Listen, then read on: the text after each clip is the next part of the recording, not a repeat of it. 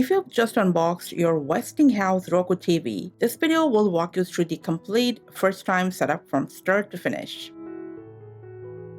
So before we start setting up, you can install the legs or stands that came in the box.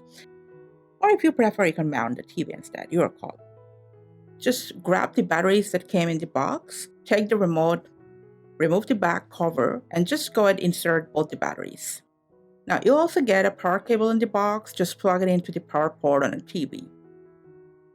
And then plug the other end into a power outlet. Now right after that, just turn on your TV. The Roku TV logo will appear on the screen and then you'll be taken to the setup screen.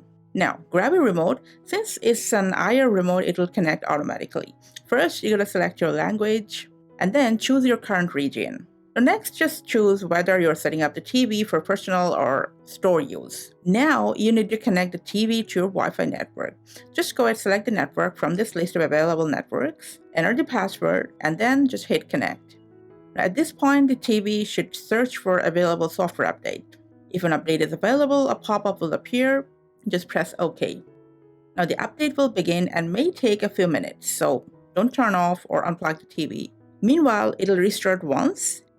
And after restarting, it'll continue downloading and installing the rest of the software update. So once that's done, you'll end up in the sign in or create account section. So you can either sync your account manually by entering your email using the remote, or you can select activate with QR code. So we're going to activate it using the QR code. Just grab your phone, open the camera, scan the code, and it'll take you to the Roku website. As you can see, you can either create a new account or just sign into an existing one. So we're going to sign in with an existing account. Enter your email address, then your password, and tap the sign in button. And then just verify your account using the login code sent to your email address.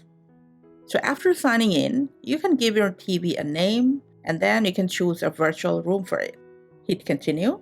And now, what you're going to do is just follow the prompts on your phone, keep scrolling down, and tap continue whenever prompted.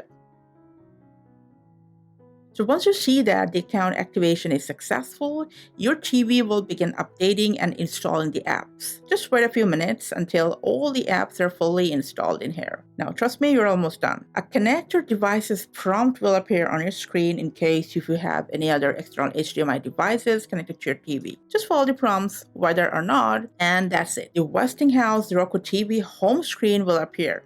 And you can just go ahead, explore the TV, start watching your favorite shows, movies, even sports, or anything else you like.